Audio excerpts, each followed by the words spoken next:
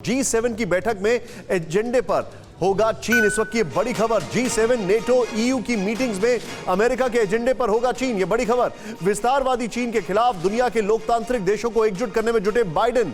Corona के प्रताड़ित G7 के सभी देश चीन के खिलाफ मोर्चा खोलने को तैयार। सीधे आइए यहां पर फर्स्ट बिग बॉल मैं आपको प्ले करना चाह रहा हूं और उसके बाद में जल प्रसाद के पास आऊंगा। प्ले करें। चीन एजेंडे पर होगा G7 के। ये बड़ा इंटरेस्टिंग है। कैसे है मैं आपको दिखाता हूं। यहां पर देखें आप, G7 के एजेंडे पर चीनी विस्तारवाद के खिलाफ G7 देशों को एक साथ लाने की कोशिश करेंगे बाइडेन। नंबर 1, ये पहले से ही सिग्नल दे रहे हैं। नेक्स्ट चेंज करें इसको बड़ा तेजी से। G7 बैठक से पहले बाइडेन कई बार चीन पर लगाम लगाने की बात कह चुके हैं। होल्ड करें। 2 घंटा उनकी वॉल स्ट्रीट जर्नल ने रिपोर्ट किया था।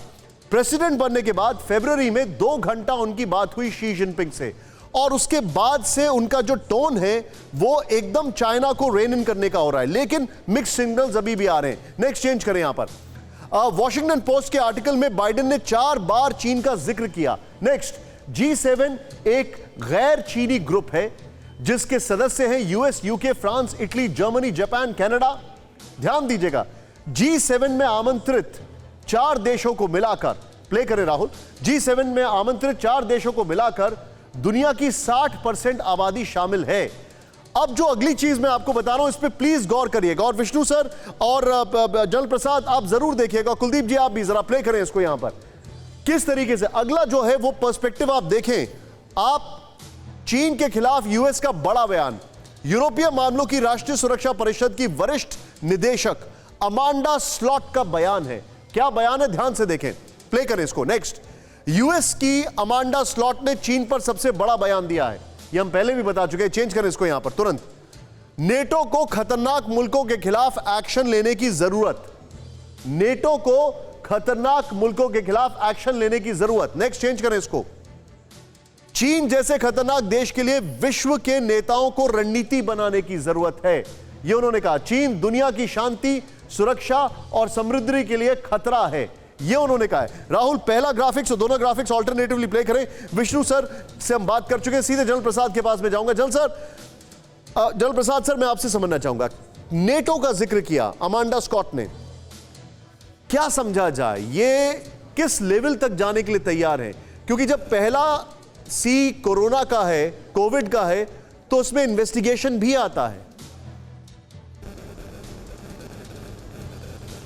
जी आपने बहुत ठीक कहा। देखिए निशांत जी, जब इस किस्म की G7 की मीटिंग होती है, समिट मीटिंग होती है, तो उसको हमें एक आइसोलेशन में नहीं देखना चाहिए। हमें उसको एक ग्लोबल सिनारियो में देखना चाहिए कि इस समय वर्ल्ड के अंदर क्या परेशानियां चल रही हैं, क्या इश्यूज चल रहे हैं। सबसे पहली बात तो सब लोगों ने मान लिया, आपने भी मान लिया, विष्णु साहब ने भी मान लिया कि कोरोना पर बात चल रही है।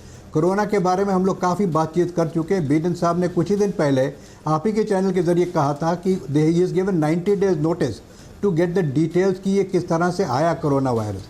अब इस कोरोना वायरस को तो हम लोगों ने काफ़ी डिटेल में देख लिया, उसकी अवश्य बात होगी। उसके बारे में जो वैक्सीन की बात है वो भी आपने विस्तार पूर्वक बताई, वो भी होगी। ज़रूरी है कि पूरे विश्व को हम वैक्सीनेट कर सकें इस साल के एंड तक या अगले साल के एंड तक, जहाँ भी जितना भी हो सके। 500 मिलियन वैक्सीन वगैरह जो मिल रही हैं, यूके से मिल रही हैं, यूएस से मिल रही हैं। दूसरी बड़ी बात यह है कि इस समय वर्ल्ड को और क्या इस कोरोना वायरस से क्या परेशानी आ गई। एक बड़ी भारी परेशानी आ गई इकोनॉमी की। सारे देश की, सब वर्ल्ड की इकोनॉमी पर इसका बड़ा भारी झटका पड़ा है। मेरे ख्याल से चाइना का एक ऑब्जेक्टिव था कि इस तरह से अगर बायो वेपन चला दिया जाए तो न केवल इसमें विश्व में बड़ा खलबल मच जाएगी, बल्कि पूरे विश्व की इकोनॉमी गड़बड़ हो जाएगी। तो इकोनॉमी को ब्रिंग बैक करने के लिए, जैसे आपने भी शुरू में कहा कि जॉनसन साहब ने कहा है ब्रिंग बैक बेटर, यानी कि bring back better what, bring back better health, bring back better trade and commerce, bring back better unification of the two, bring back better security environment. तो तीसरी चीज़ जो वर्ल्ड को इस वक्त तंग कर रही है वो है सिक्योरिटी एनवायरनमेंट। सिक्योरिटी एनवायरनमेंट में आपने कई दफ़ा देखा कि किस तरह से चाइना की हेगमनी हो रही है साउथ ईस्ट एशिया में। भारत के बरखिलाफ तो आप जानते ही हैं लद्दाख में क्या हो रहा है। Every day we find some new news coming out from there. Taiwan में क्या हो रहा है, किस तरह से चाइना अपने आप को साउथ पैसिफिक में ज़रा हावी कर रहा है, आइलैंड में हावी कर रहा है। तो this is a very serious issue also troubling the world today. तो इसमें भी इसका भी जिक्र होना लाजमी है।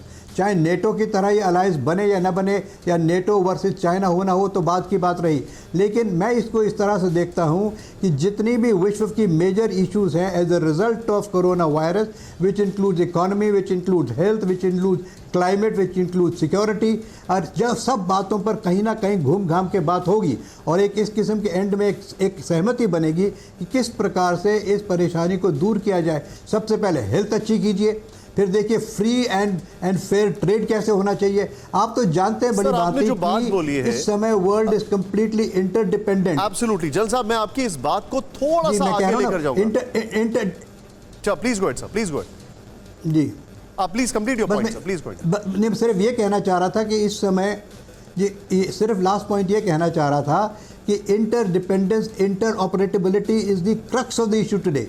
वर्ल्ड के अंदर सबसे बड़ी बात, कोई ऐसा देश नहीं है जो एक दूसरे पर किसी प्रकार से निर्भर नहीं है, हम सब एक दूसरे पर निर्भर हैं।